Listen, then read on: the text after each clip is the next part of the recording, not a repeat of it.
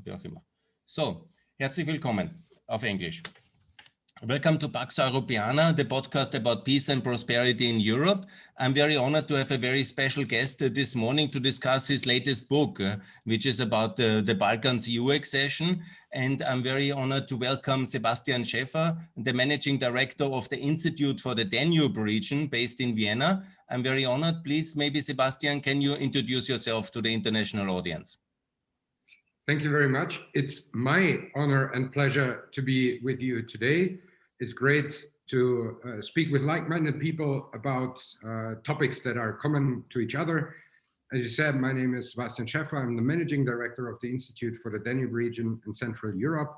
I've been working for IDM since 2014, and since 2019, I took over the position of managing director. And I have a background in political science, European law, and Slavonic studies from the University of Munich. Have been working at several universities in Germany and also different think tanks. And I'm very happy to be now in Vienna and work on a region that has always been very dear to me. And I'm looking forward to discuss these topics with you today. Perfect. Sebastian, thanks a lot for your time. And also you have published a book recently with Dr. Busek about Balkan now in Europe. Yeah? And it's a very clear message you have. And I would like to ask you to present the core thesis of your book. Yeah, that's true. It is basically an idea that dates back almost 1 year to the day ago when Erhard Busek asked me to write a book together with him on the Western Balkans. And then I was, of course, very excited and was looking into what could be potential topics, what could be also potential authors. And within this, we discovered there are actually a lot of different books out there. There are lots of different, very, very renowned authors out there that have written on this. And then we had the list, and then we said, okay, what is a different angle that we can find here to bring across our message? The message that you mentioned, Balkan nach Europa sofort, arguing for the immediate accession of the Western Balkan 6 to the European Union. It took a little bit of time, but then we discovered a platform which is called Story One, which is an online tool where you can publish your own stories with up to 2,500 characters. So there is quite a limitation to what you can put into one story. And then we needed to find the proper framework for it. And we thought, okay, maybe it is a good idea to use personal stories related to the Western Balkans, because it maybe gives a different angle, but also a better access to the very technical topic of enlargement to the European Union. So what we did was, in the end, combine the manifesto that we have with the immediate accession, and also personal stories that we brought into this from our personal experiences with and in the Western Balkans. And this is how this book came into being. And I'm very glad that we have the possibility to discuss also this topic in various formats. Perfect. Sebastian, the book is in German. Do you plan also an English edition in the future? It's now possible, actually. Story One just recently launched a possibility to also publish in English there. And we're definitely looking into it. But what we have done is, first of all, it's going to come out as an audiobook. This is the next step. So we will also have it available on the IDM podcast series. And the second thing what we did is we accompanied this now with a policy paper in English, where we clearly list the necessary steps that we think are to be undertaken in order to make this idea a reality. Let me ask you about the central thesis about your book. It's the 6 countries of the Western Balkans to join the European Union. In which time frame? When do you think they should be full member? Yeah, when we say immediately, of course, there's still a little bit of time to sort out the technical details. And what we envision is actually, there is a need for a real restart of the European integration process. And I think that especially also the idea behind these stories was a result of an initiative that we did last year on the 25th anniversary of Austria joining the European Union. It was called What's the Matter Europe? And the idea was that people tell stories connected to a personal keepsake with relation to European integration. What we wanted to achieve was that we find a new, more inclusive narrative for the European Union.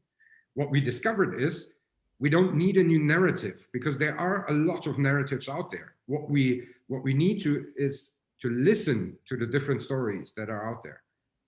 Instead of this, of course, it's a historical achievement, 70 years of peace on the European continent, but it's not true for each and everyone. The Western Balkan countries did not experience 70 years of peace. There was a violent breakup in the beginning of the 1990s. We have an ongoing war in Eastern Ukraine. So the idea would be to have a real restart with the different stories that are out there. And the next step would have to be, of course, when we have an immediate accession, which could be another symbolic gesture. And what we argue for is use Europe Day 2022, the 9th of May, with a big joining ceremony, bringing all these countries into the European Union with the full political rights, but of course with some delay in the participation when it comes to certain economic standards. Because right now the logic is, okay, we fulfill this first, and then they maybe in a midterm future, they can also become a full member with the political rights. We think that we need to reverse this process. First, full political access. Why? Because it gives them the opportunity to learn.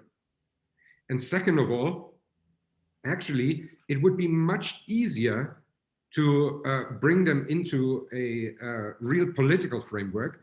And what is necessary for this is, of course, an institutional reform of the European Union.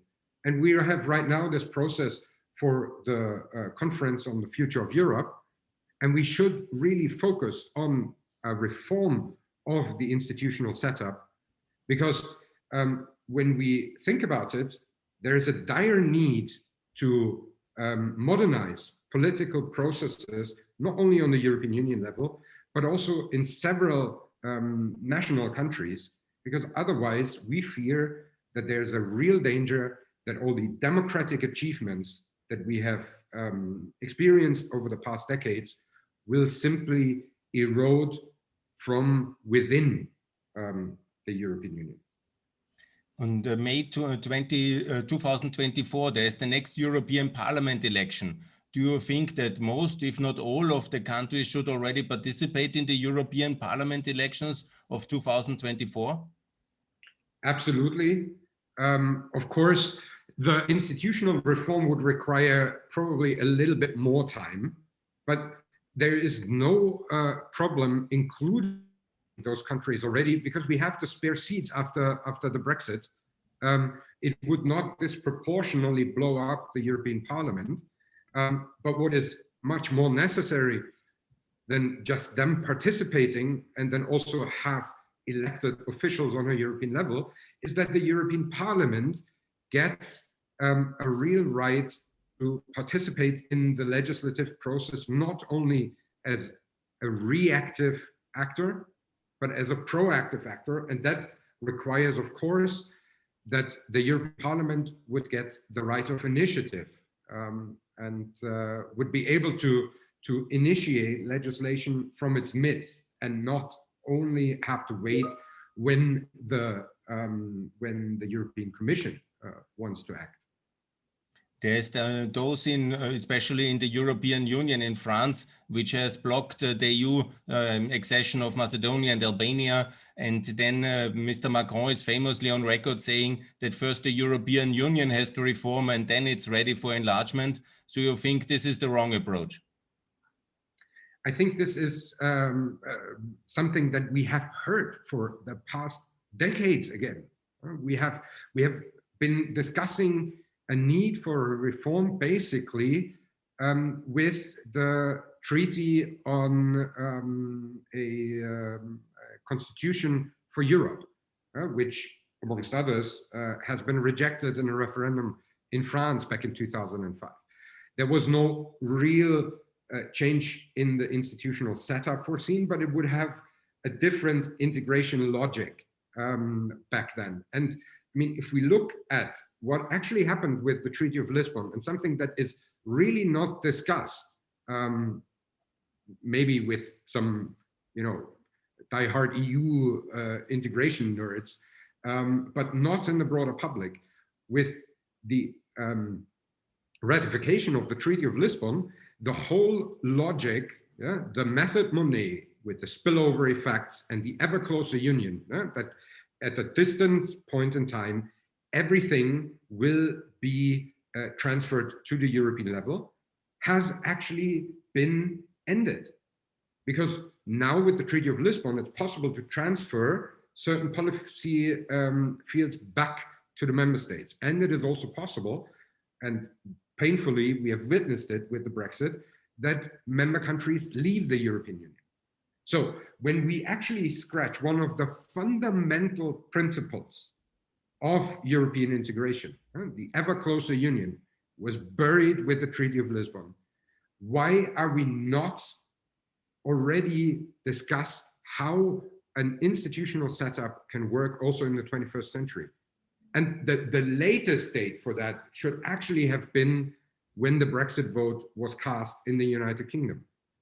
We have talked about the treaty to disentangle all the connections that we had with the UK. We have discussed a little bit how a future relationship could look like, but there would have been a discussion necessary over a third process, which would have been, how do we work together in the European Union in the future in order to prevent a further disintegration, and how to properly reform the institutions to make them fit for the challenges of the 21st century.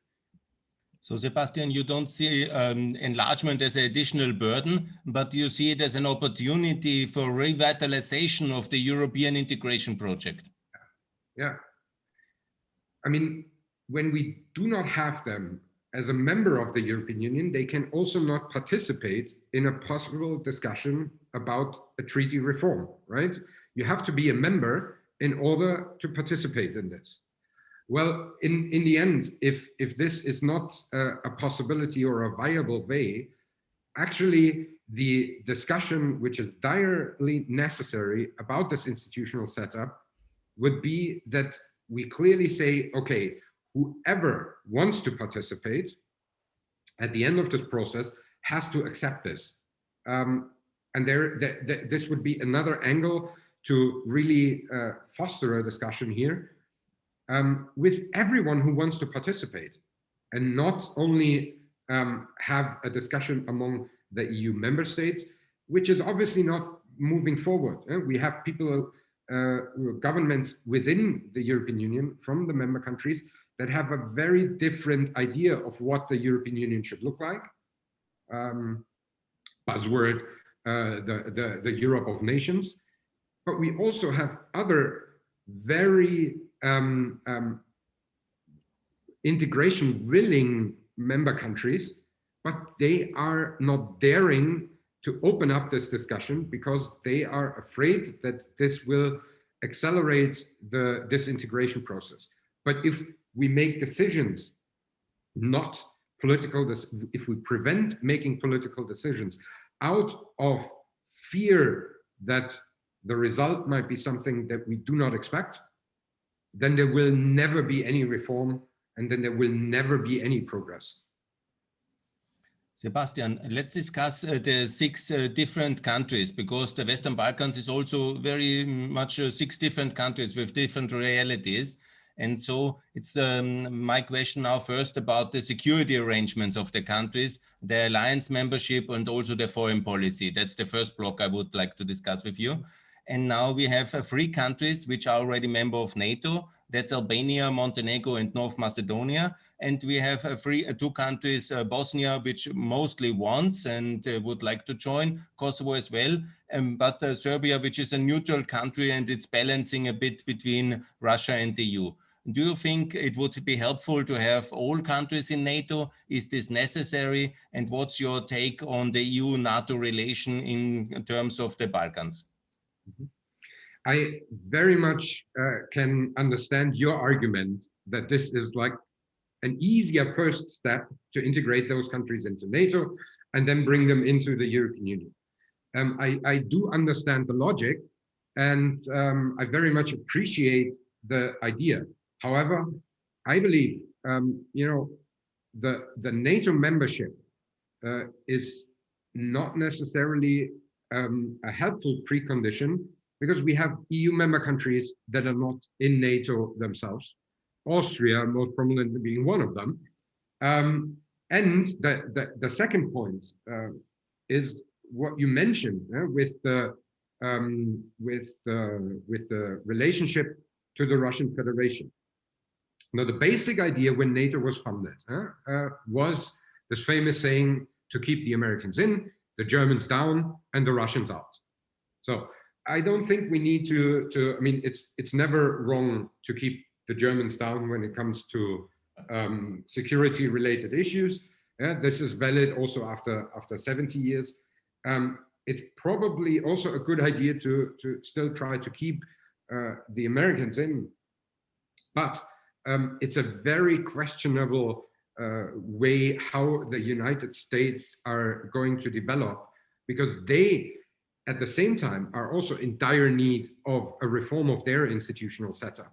And I think that, for instance, President Biden, which is probably bringing back multilateralism and is bringing back transatlantic relations at the moment, he has a very, very small window of opportunity which runs out in November 2022, because if there is no real transformation in the political system, then I'm afraid that there will be a return of not Donald Trump himself, but of Trumpism, which has completely undermined the Republican Party.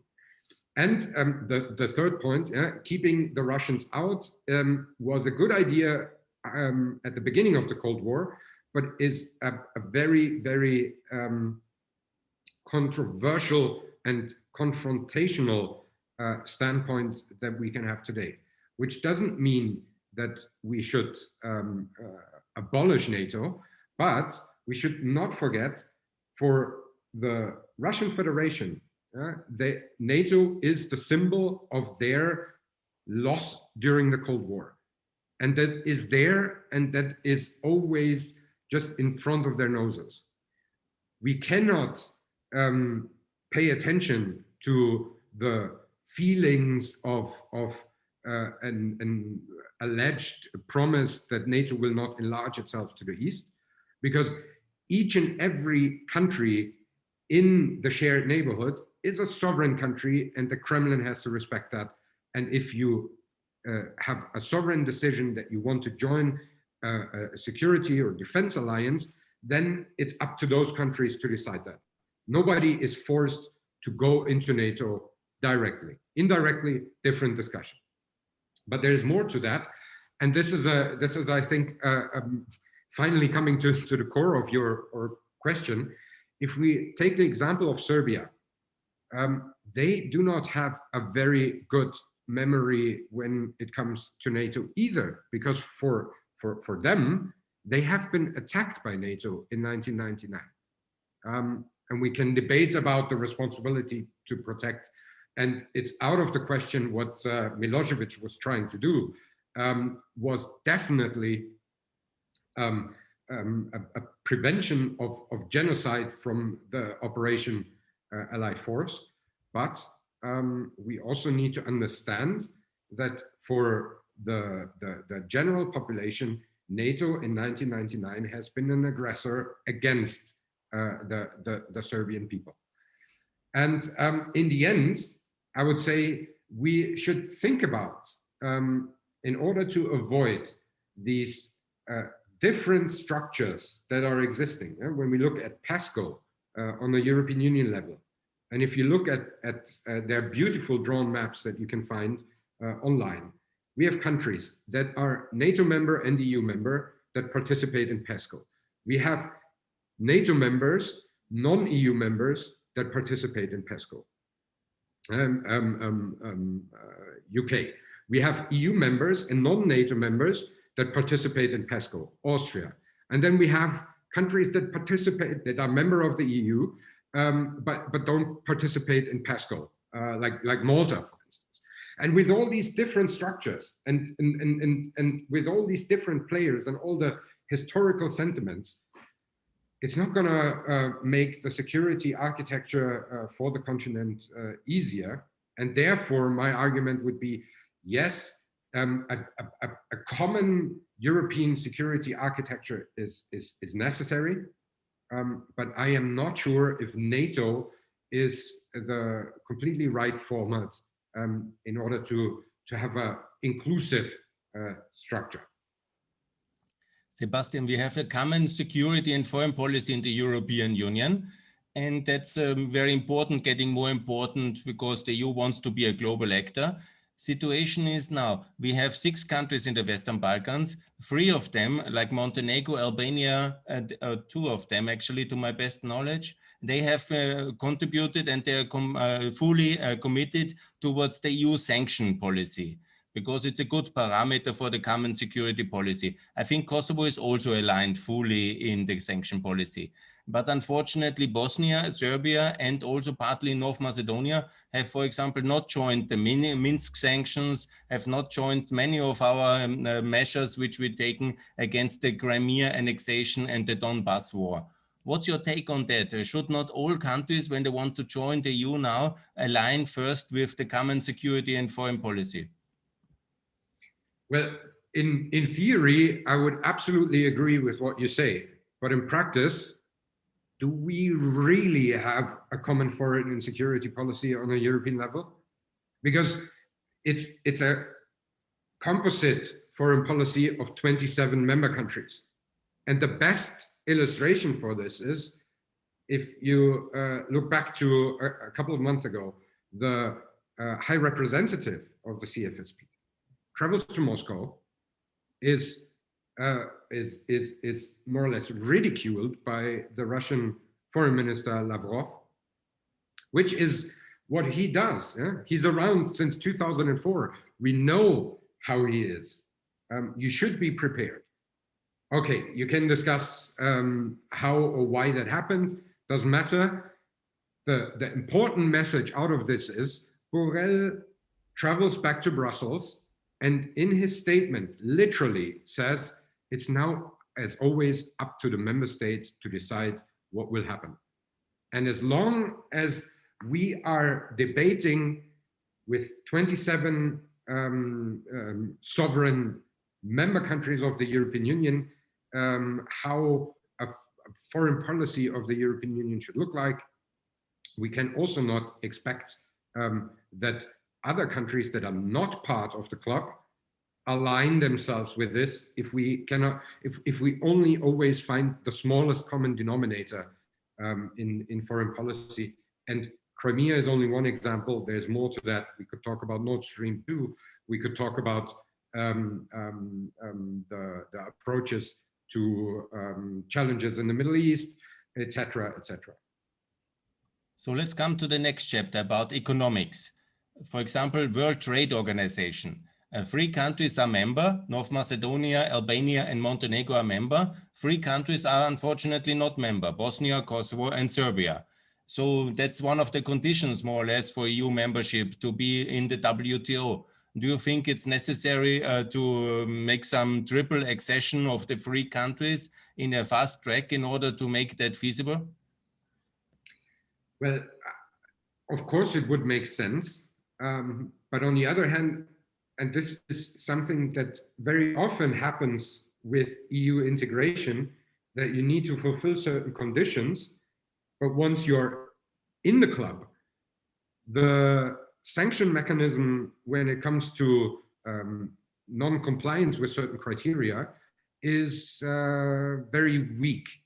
And in the end, yes, you would have to fulfill the economic criteria as part of the Copenhagen criteria to become an EU member. But then in the end, on a WTO level, of course, every EU member country is represented in the WTO, but who does the negotiations on WTO level?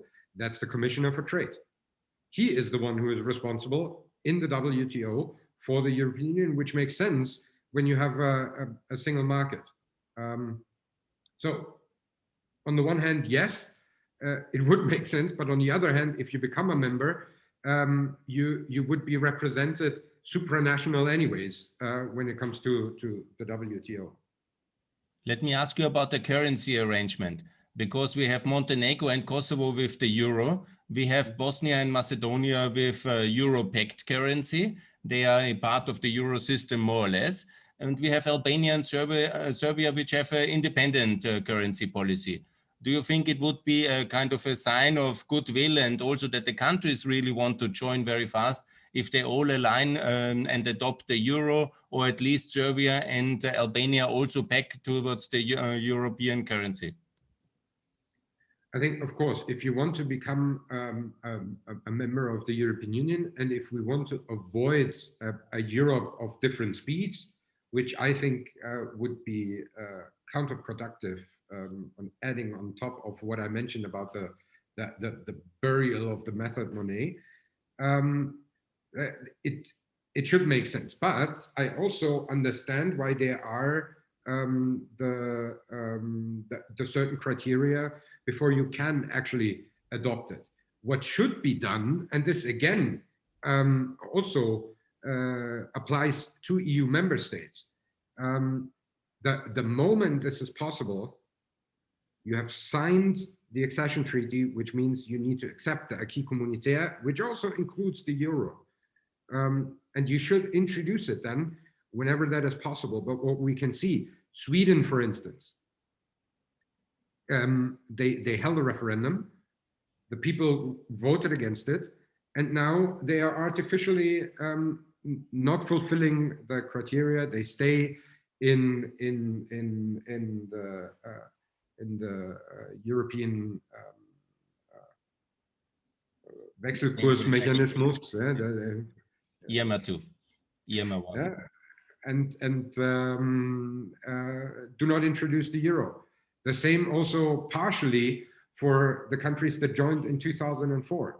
How can you expect from others that they fulfill criteria that you do not fulfill for yourself? And in that sense, I think each and every country that becomes a member of the European Union should strive to introduce the euro as their currency as soon as possible.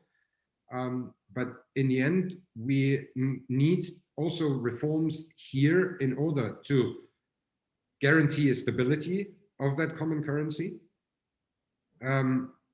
have a real common economic policy, which is, to my limited economic understanding, but nevertheless, the absolute basis for a common currency, and then also make sure that a sanctioning mechanism is something that cannot be undermined by the member countries themselves.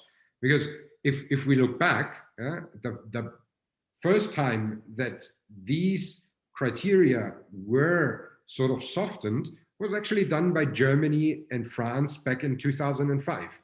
And we would find many other examples for this lack of supranational sanctioning mechanisms, not only from the EU towards third countries, but also from the EU towards its own members if they do not stick to criteria that they once fulfilled, but then afterwards they more or less can do whatever they want. So.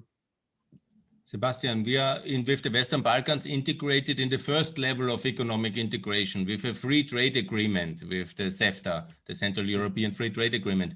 With Turkey, the EU has already a customs union arrangement, which is the second level. And many people now propose, like, for example, the European Stability Initiative, they propose to have internal market arrangements with the Western Balkans. That would be the third level. You are now proposing basically the fourth level, the political integration already as the first step. So what is your take? Would it be possible to have, first of all, now fast track the customs union with the Balkans, or is the EU internal market arrangement a kind of alternative? Or what is your take on these various proposals we have here now on trade integration? Yeah, I think the initiative that you mentioned by Gerald Knaus and also the European Stability Initiative is a very good one. It's a very good idea. What it lacks in the end, and this is the tragedy with a lot of very good ideas that are out there, is the implementation. And while I have been always very much in favor of sectoral integration, also when it comes, for instance, to the countries of the Eastern Partnership, I think if we continue in this track and if we do not find more radical and accelerated approaches, this is problematic to go on and take another decade or even more so until we find tangible results. Now, full membership in the European Union doesn't solve any problems magically, but I believe what we have to understand is another fundamental idea, also from the founding fathers of European integration, is the dismantling of borders, overcoming borders, be it on real physical borders, but also when it comes to services, when it comes to trade, when it comes to where you want to live, where you want to retire, etc.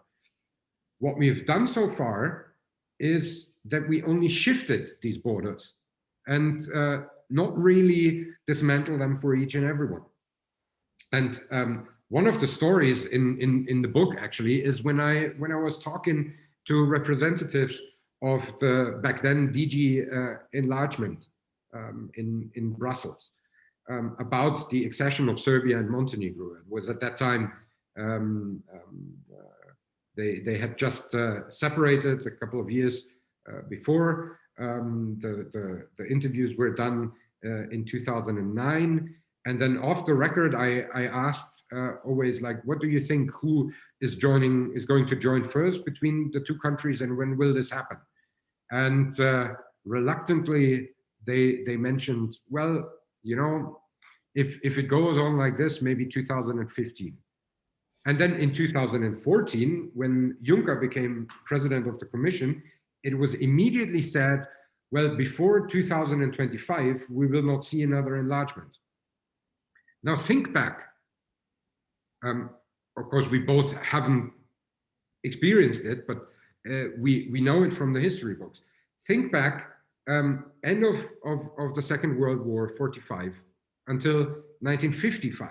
What in these 10 years drastically has happened, what was possible, and what changed, not only for Austria, but also for Germany, France, etc. And if you tell people, okay, you wait another decade, this is a disproportionate, huge amount of time. And then we wonder why certain reforms are not implemented, why certain autocratic tendencies rise up.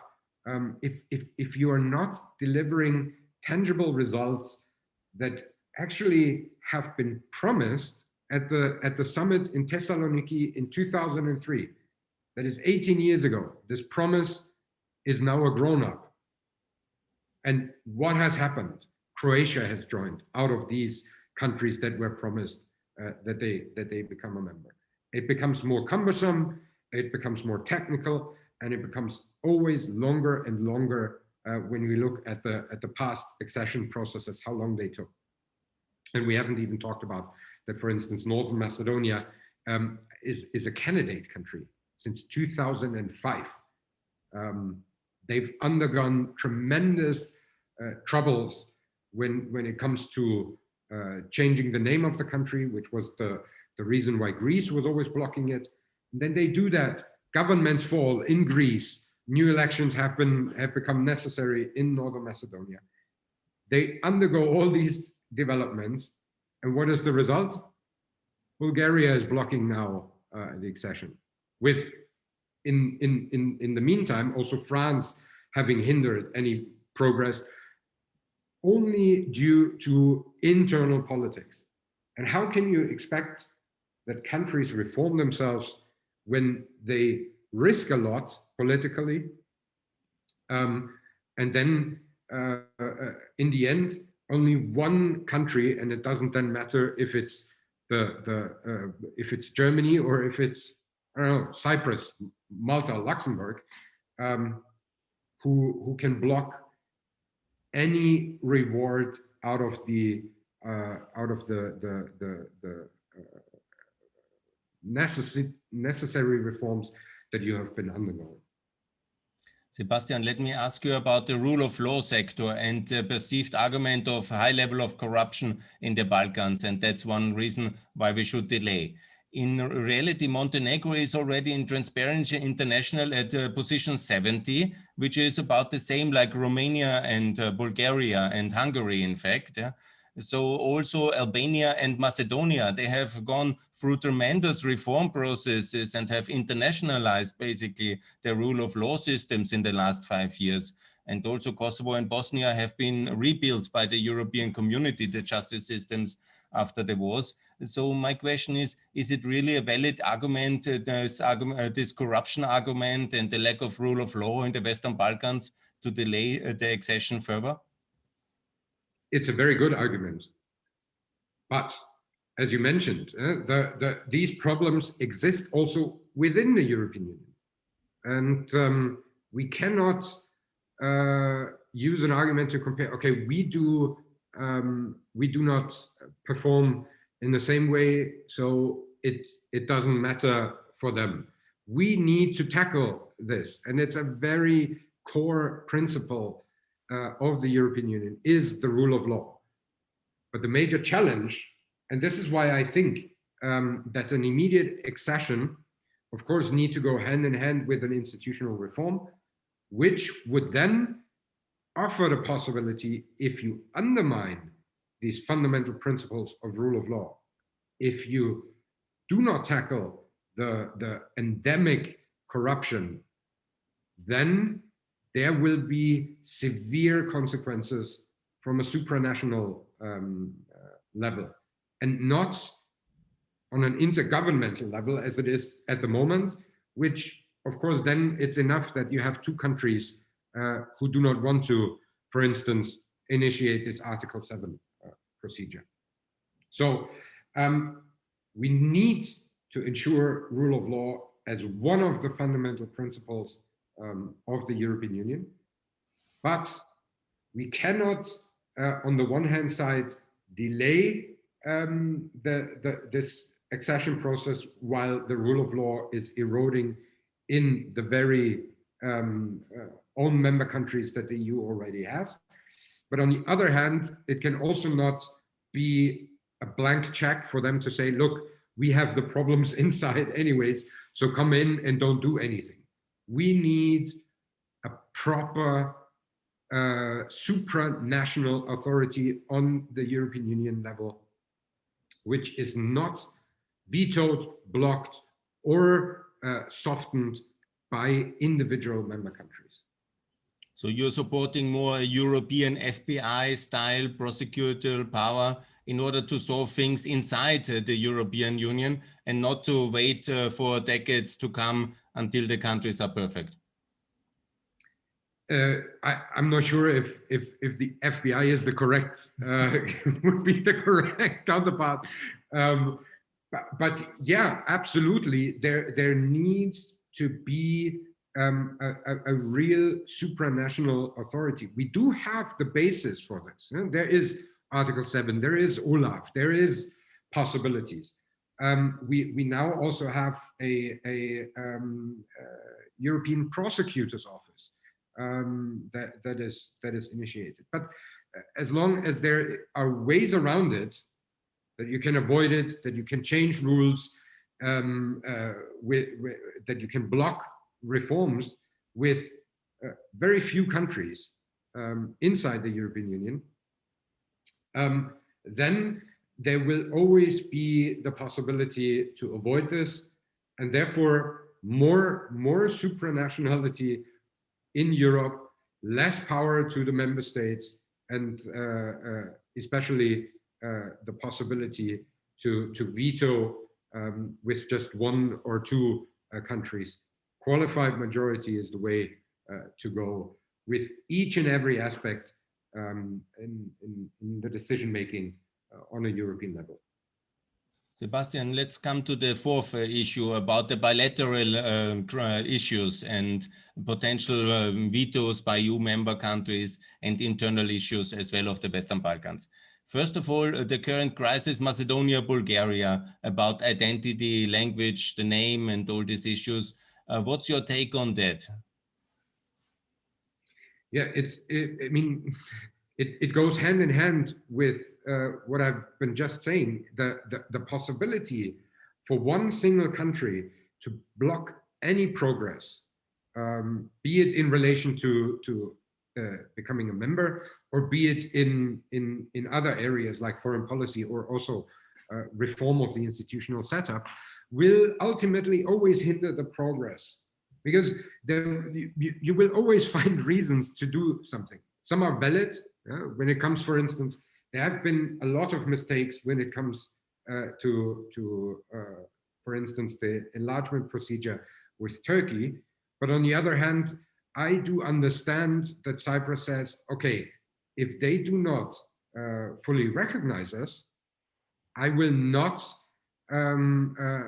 admit further progress in certain chapters. But if there is solely internal reasons, and I mean, why is Bulgaria doing this? Because they are having an election. They need to do another election now after there is no clear majority. Why has France been blocking this in the past year? Because there were internal pressures on Macron from the French that are not in relationship to enlargement. Why has, we can take this further, the association agreement and especially the implementation of visa liberalization with Ukraine been blocked by the Netherlands? Because it was internally exploited, and the people were meant to believe if they accept this, then Ukraine will become an EU member. And so as long as you exploit or rather prevent the countries from joining solely due to internal politics of one member country, there will never be any progress, because in a group of 27 countries, and especially nowadays where we sort of rarely see the full term of a government to be served, there will always be an election campaign. And therefore, as long as they have the possibility to exploit this for their own internal policies, which is not always the case, I'm not saying this, but in this very example, I absolutely say, take this away, transfer it to qualified majority again. 2018, there was the historic peace agreement between North Macedonia and between Greece. And now my question about Albania and Greece, because they have also open issues about the sea border, some historic issues about minorities. Do you expect a similar agreement is necessary between Albania and Greece? And do you think that Greece will be supportive of EU enlargement of the Balkans? I believe if we take this possibility away for one country to block it, and if we have a proper discussion about the shortcomings and the issues that are existing, then yes, there will be a possibility to solve this.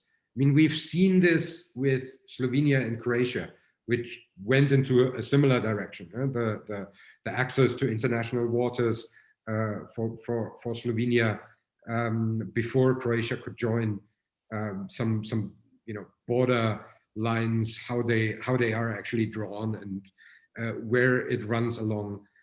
Ultimately, it could be solved and didn't prevent. It prolonged the process of accession for Croatia, but it ultimately led to the accession. And my hope is that this would also be the case with the others, because ultimately, and we've seen other examples in the European Union, most prominently, I would say, South Tyrol, that once you are part, it really doesn't matter that much anymore where the borders are drawn and which citizenship you in the end have, because when there are no obstacles to your own personal development within the European society, then suddenly all these others, I would say, that you have to separate yourself from others, that you have to create this imaginable enemy in order to identify yourself, vanishes. And then all these quarrels become less and less important in the general discussion. The danger, of course, is that it immediately flames up again when this is taken away. And that is something that has shown us, for instance, the discussion about Northern Ireland now.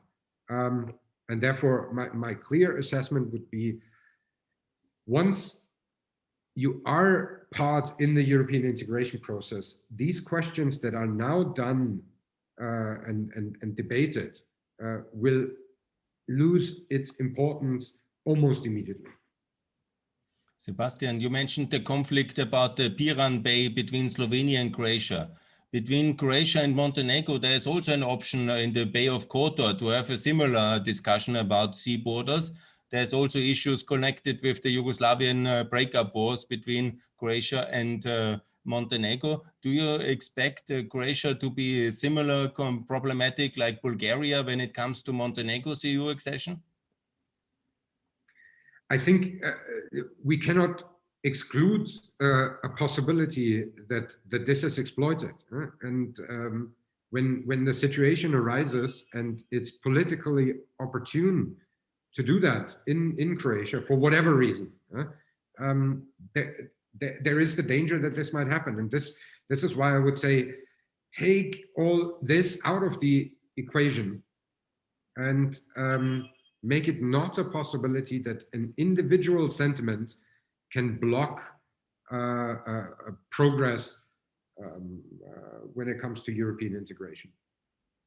About Bosnia and the war 25 years ago, the Dayton Agreement, it was also very problematic until the Washington Agreement, what Croatia did in Bosnia in the year 93. And there has not been a very good reconciliation process between the two countries. Recently, Croatia built a very expensive bridge around the Bosnian sea outlet in Neum, for example, because they couldn't agree to use the landway. So my question is, do you think also in the relation Bosnia-Croatia, there will be problems and bumps in the road? Potentially, absolutely. What we really have missed when the Iron Curtain fell and when also the violent breakup of Yugoslavia happened is that we immediately should have thought about a similar integration and also reconciliation process as we have done after the Second World War between Germany and France. So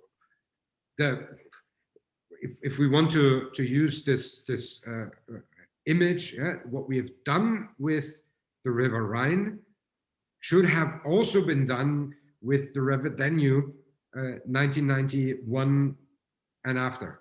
And that also includes everything that goes beyond the delta, because all these historical enmities are still lingering somewhere, and we should have called for a proper reconciliation process already at the latest when the Dayton Agreement had been signed, which is again also something I don't think from a political system perspective that Bosnia under the Dayton Agreement could function, but within the European Union.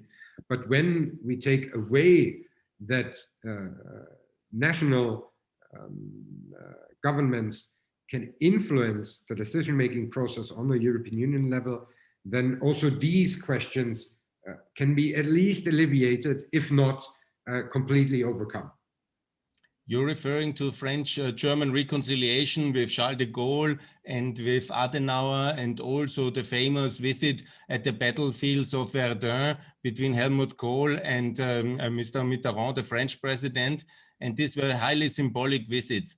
And for peace in Europe, do you think that it's necessary also in the relation between Croatia and Serbia to undertake a similar agenda of reconciliation, for example, a joint visit in Vukovar, or going to the sites of the war, in order to also somehow make sure that also Croatia and Serbia reconcile inside the European Union? Absolutely. That I mean, we've seen like slight steps in this direction, not necessarily between Croatia and Serbia, but rather between Serbia and Bosnia, when there is at least some sort of recognition of the genocide that happened in Srebrenica. But these are, if our experience from history tells us that if you do not actively reconcile these lingering sentiments, they can flare up at any time. We've seen that not only between Germany and France, there are other instances where this has happened, not to a full escalation, but again, Northern Ireland, South Tyrol, etc.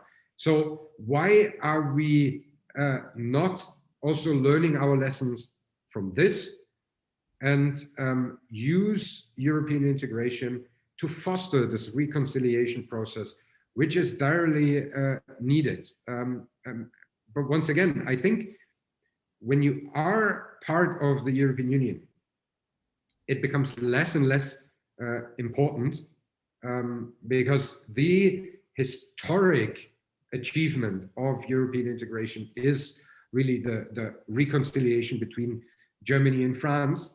And if something like this is possible, where this has caused so much suffering, so much war on the European continent, why shouldn't it not be possible to also help to alleviate the situation that we see in the Western Balkans, but also beyond? And then maybe the third river of reconciliation would need to be then the Volga.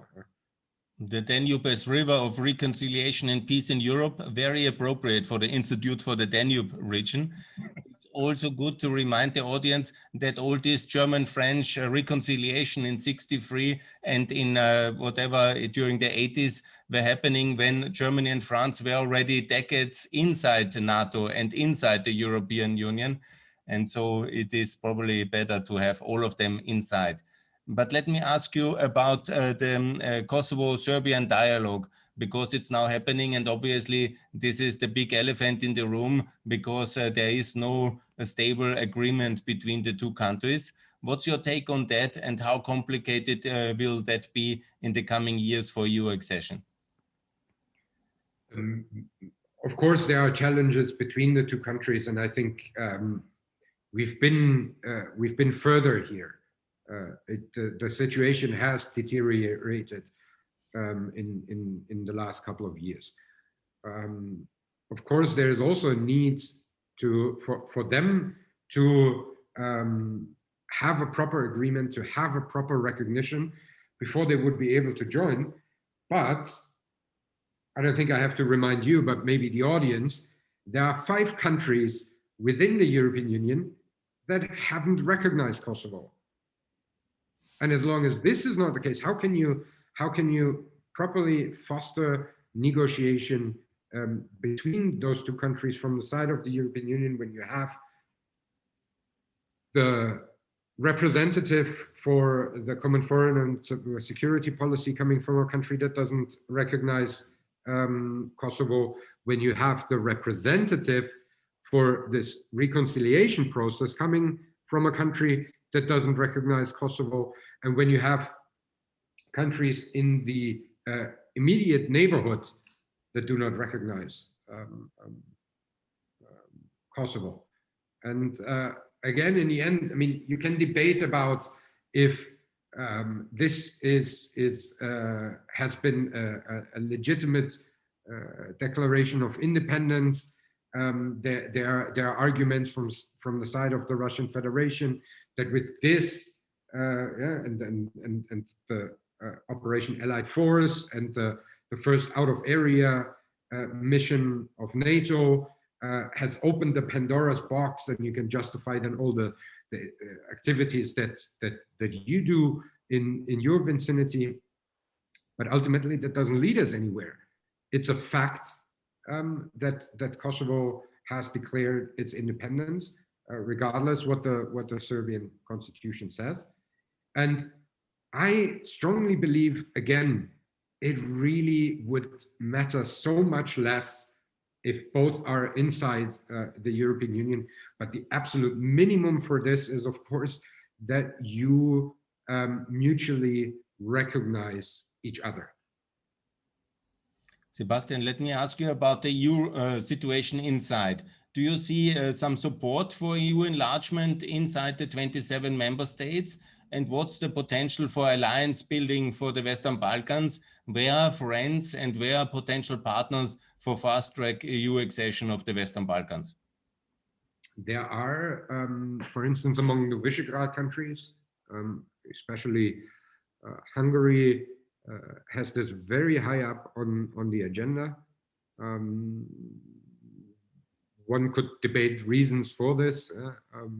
Challenge can, of course, be if you have more countries that have governments that follow your sort of illiberal, I don't like the word because there is no illiberal democracy. It's a contradiction in itself. But nevertheless, it's also, of course, about the vicinity, the historical relationships, etc. The same goes for, not when it comes to illiberal democracy, but historical relationship, vicinity, neighborhood. In Austria, I perceive the Austrian government and the Austrian Foreign Ministry in particular to be a very staunch supporter of the Western Balkans enlargement, under certain conditions, of course, but nevertheless. And there are certainly also other member countries where not maybe the whole government or even maybe only the opposition is supporting this.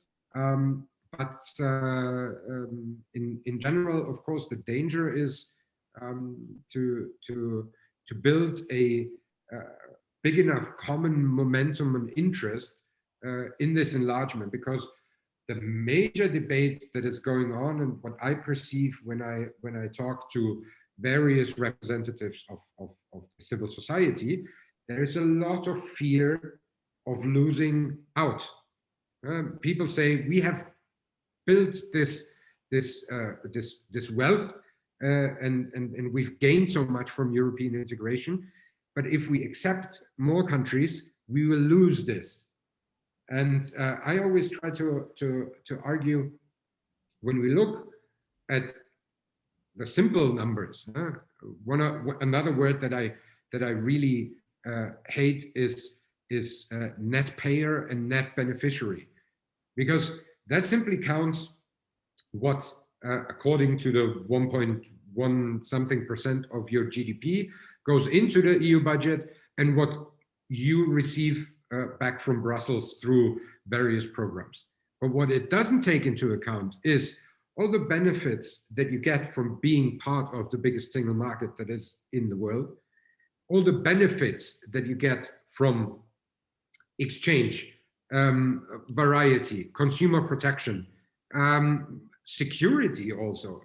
When your neighbor is no longer outside of the club, there's much more common possibilities with dismantling all these hurdles and borders. And we are not talking about this.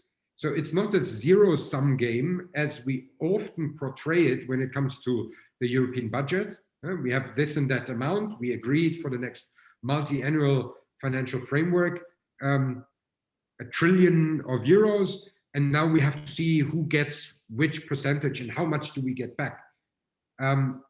This is not a zero-sum game. It's one aspect of European integration, but you gain so much more, and also economically.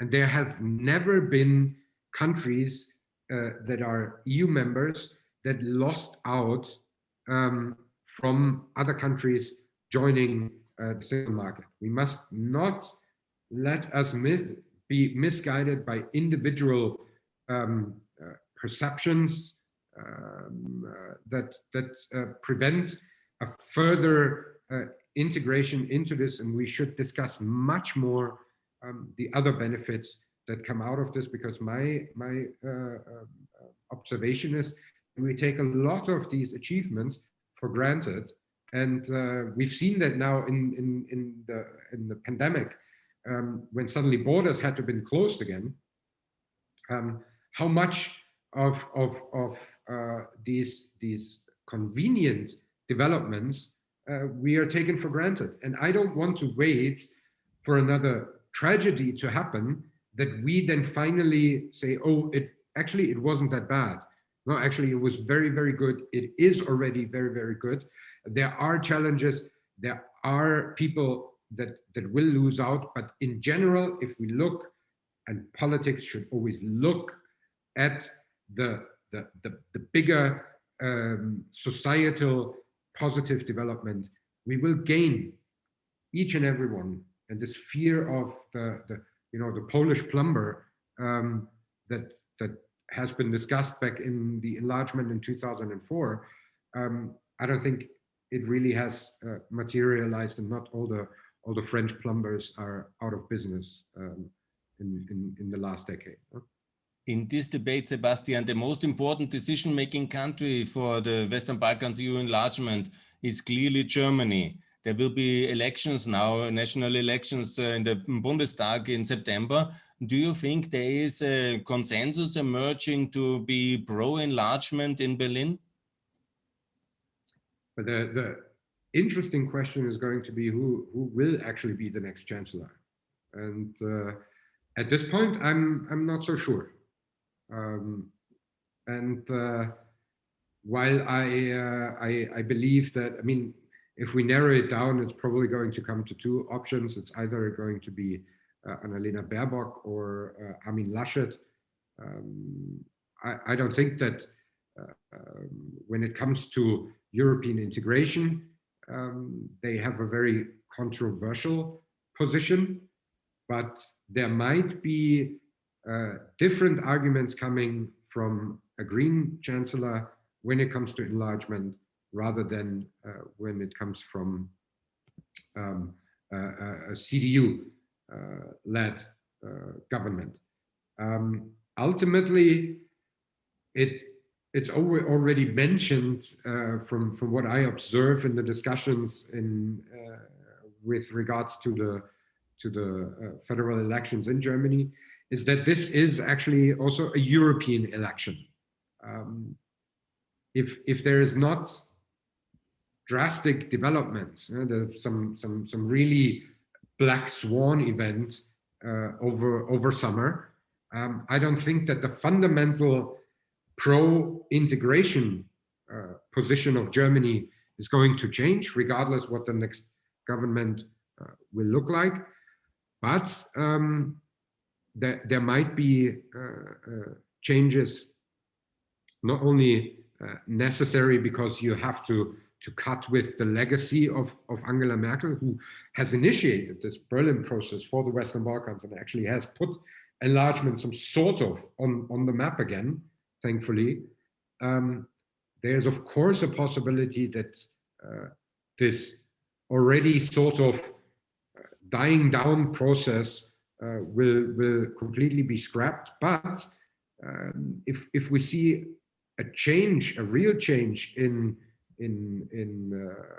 foreign policy in the next German government, which is a possibility, it might also lead to new opportunities.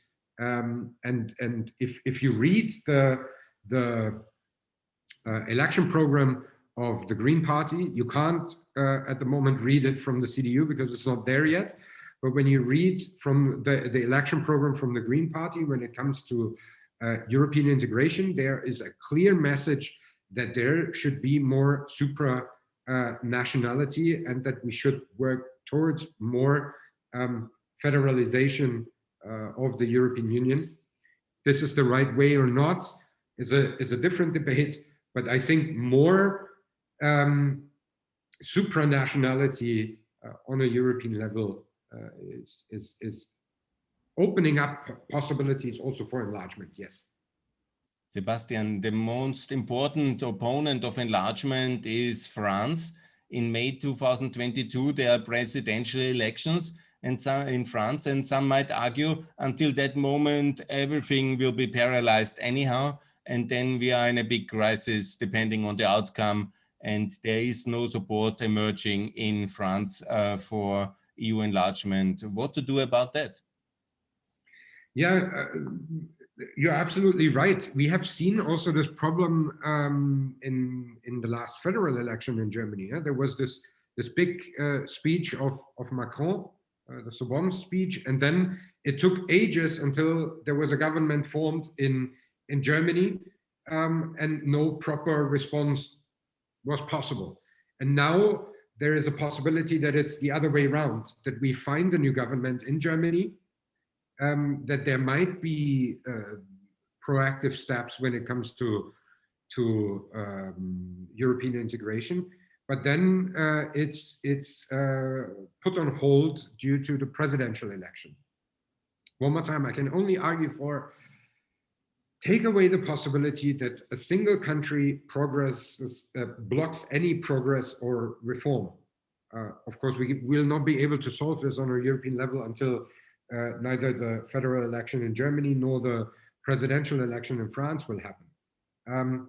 I can only hope that despite the challenges that will arise out of this, we will continue to use the opportunity and broadly discuss how the future of the European Union looks like, and that this will also be an element that is brought into these election debates.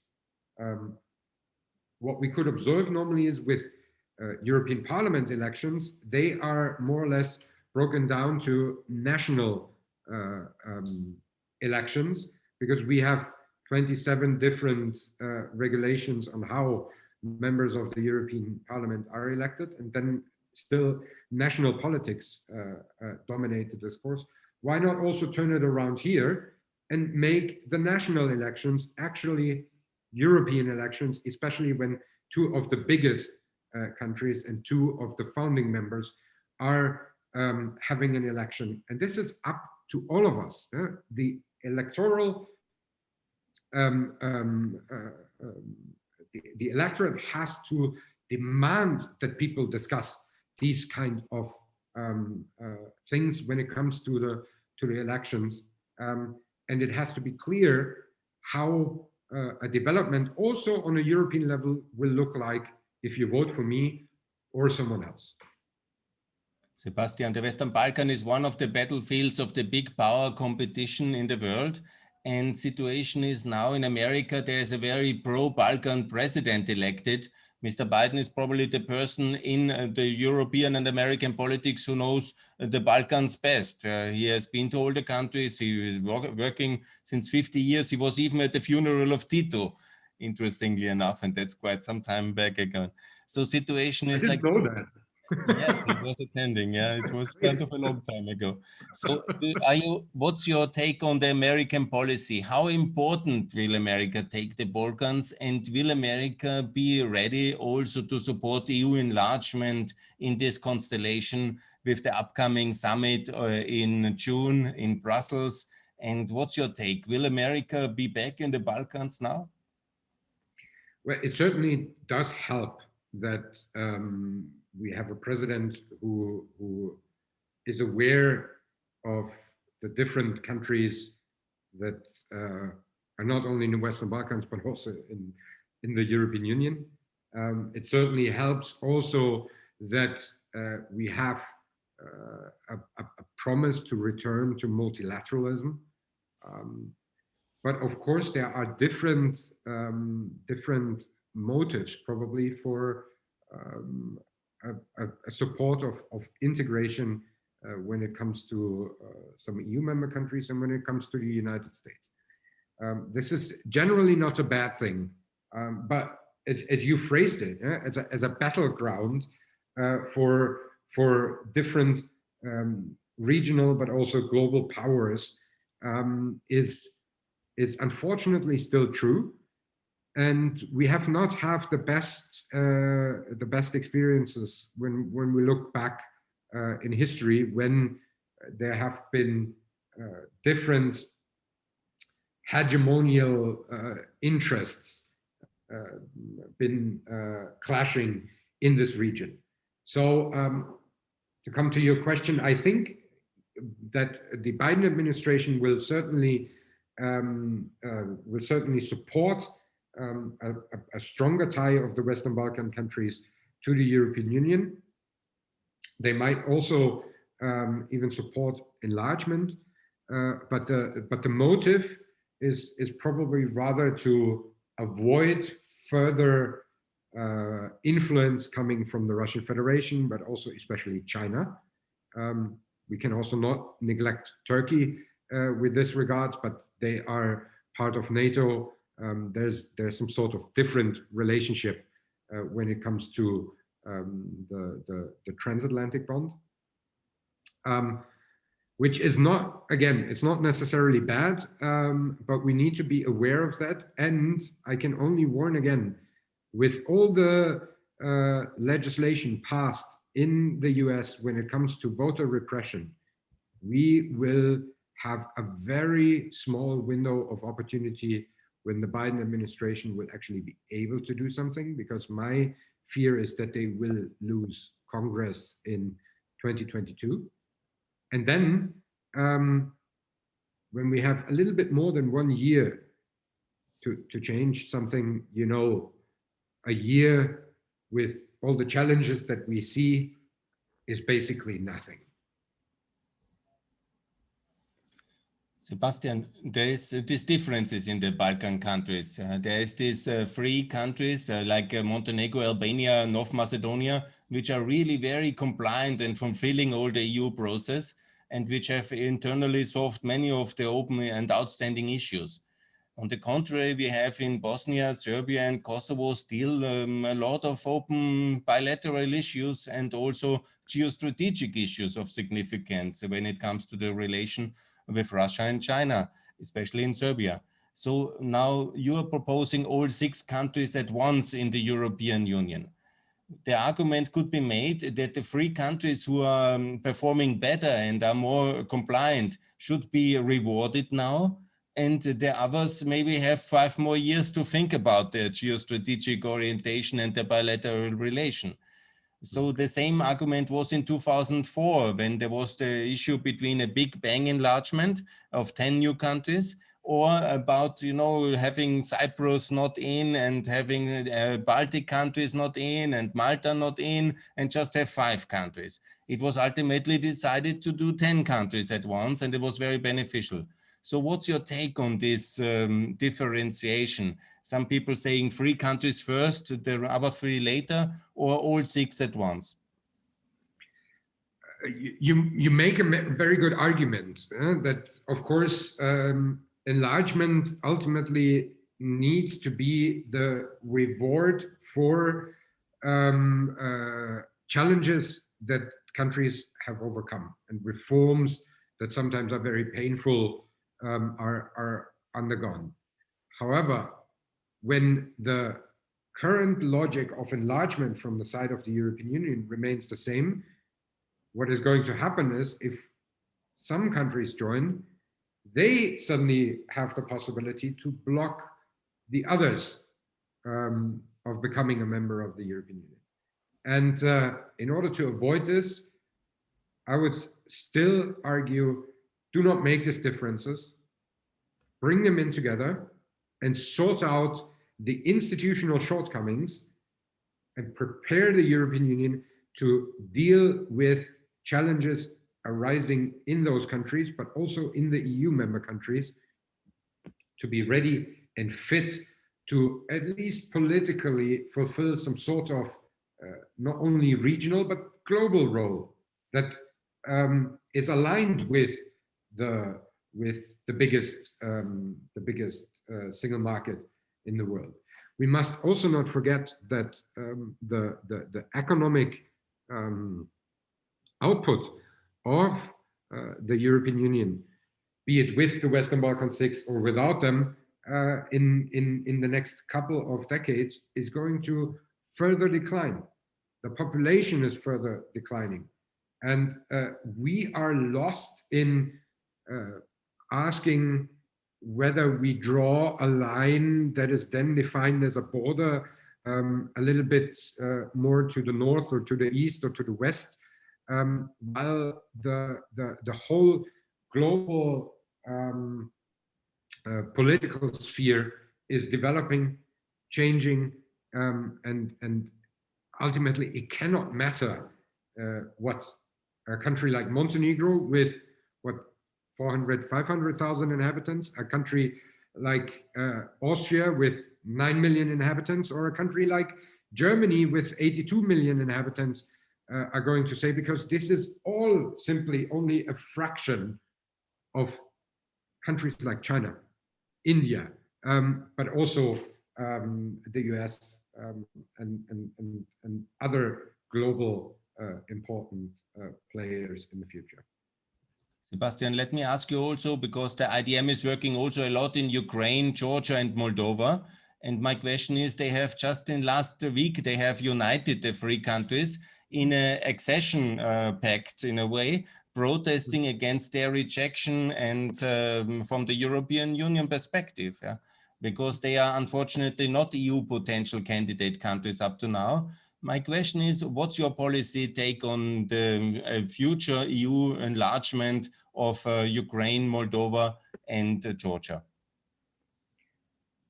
Well, if you want to continue the logic of being open and welcoming, as long as countries fulfill the necessary criteria, the Copenhagen criteria, politically, economically, but also geographically. There has been a clear distinction made with the rejection of the application of Morocco back in 1987. So it's clear that it's limited to the European continent.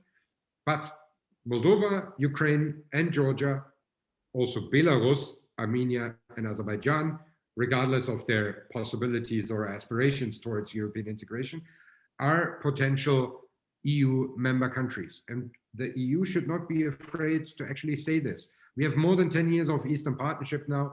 What is the viable result?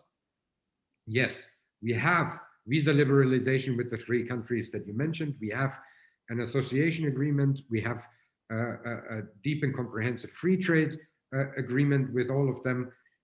But the Eastern Partnership has also caused the annexation of Crimea, has caused the war in Eastern Ukraine. I'm not saying that this is justified. I'm not saying that the Russian Federation has done something that is not breaching international law.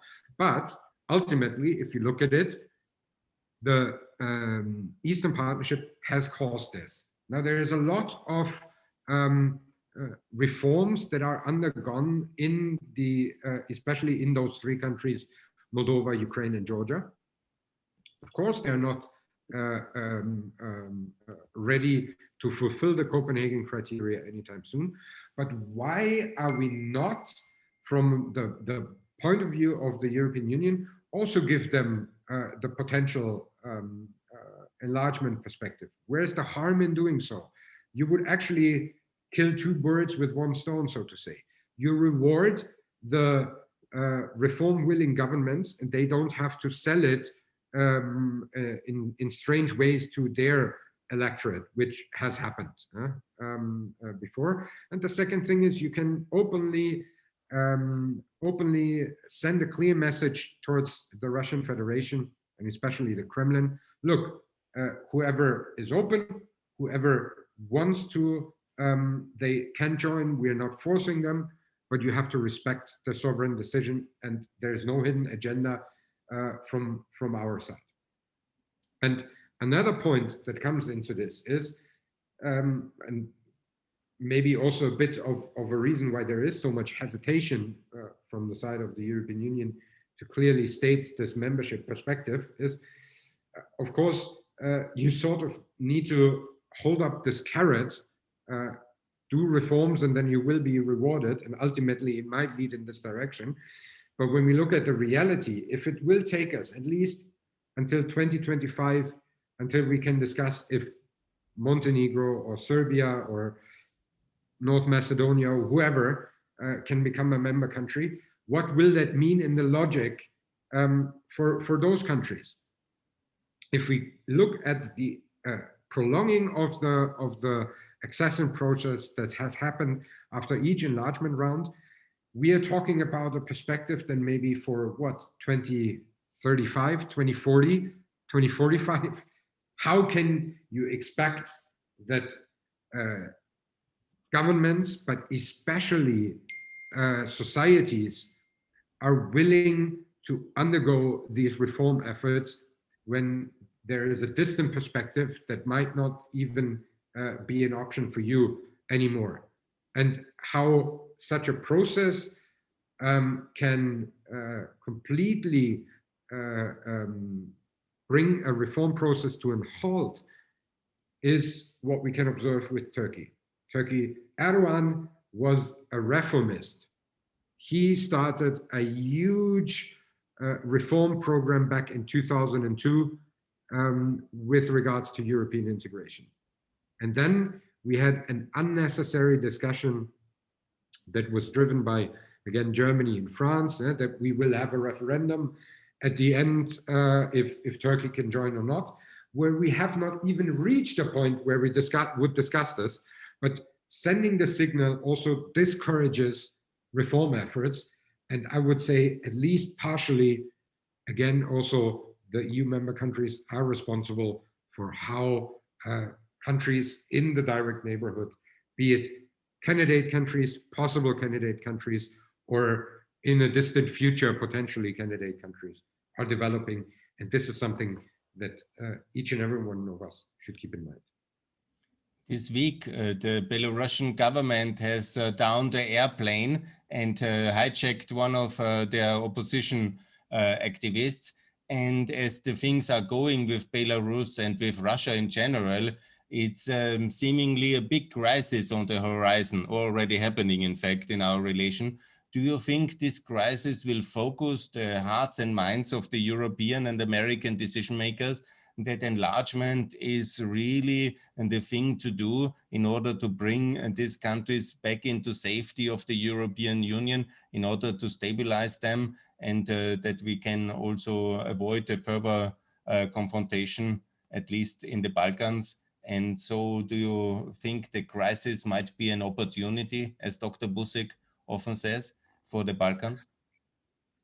Every crisis certainly has also opportunities, but I do not see how the situation that is developing now with regards to the Lukashenko regime is providing an opportunity for more unity within the European Union with regards to enlargement, because I don't really see enough unity within the European Union to actually properly respond to this situation.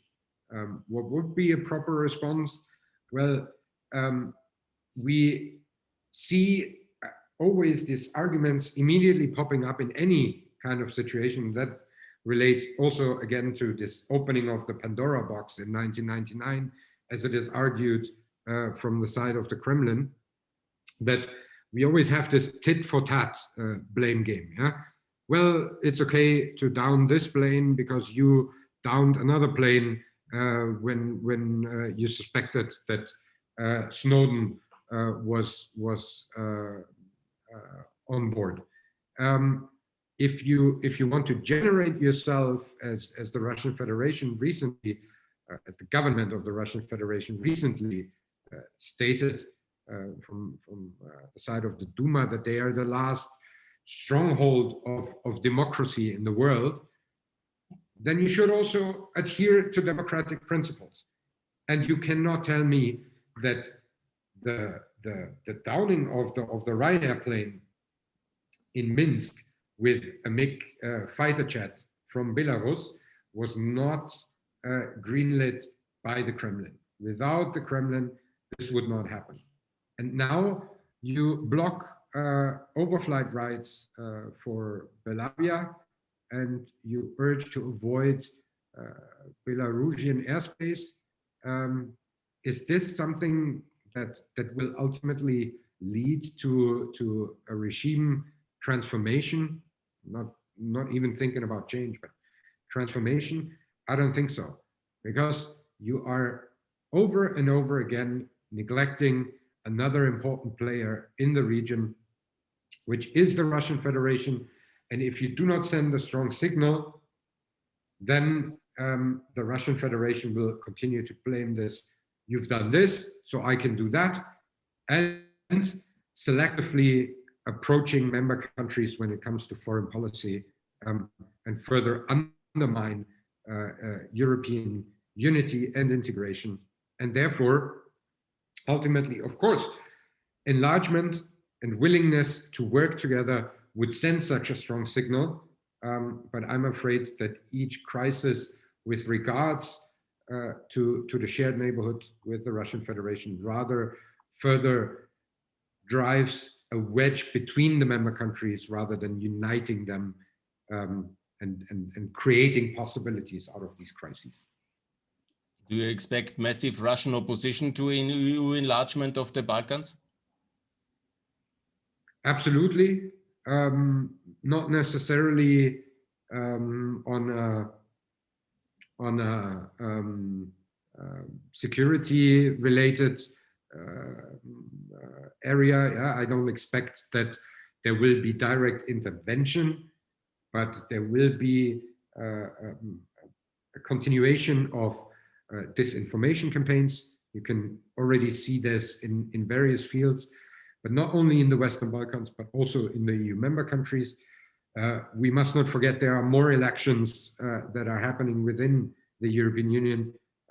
Czechia, and we know the relationship, how it deteriorated between Czechia and the Russian Federation. We will see hybrid threats, and we will also see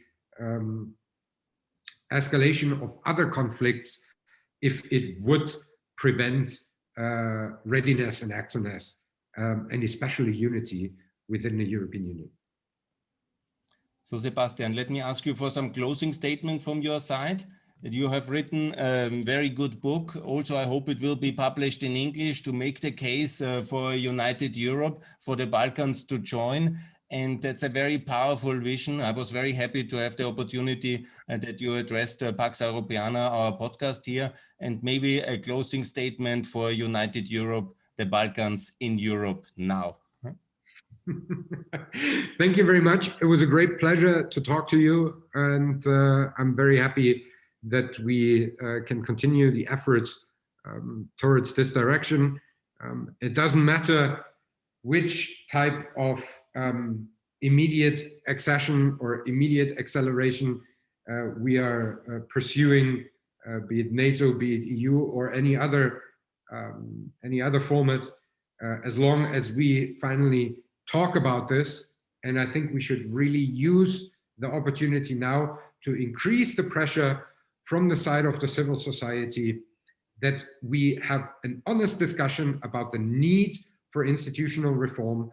We need to not completely tear down the European house in order to be able to rebuild it, but there's some serious need for renovation in this house, and we need to start this now. And part of this is that we also add more space, rooms to that house, which means enlargement. So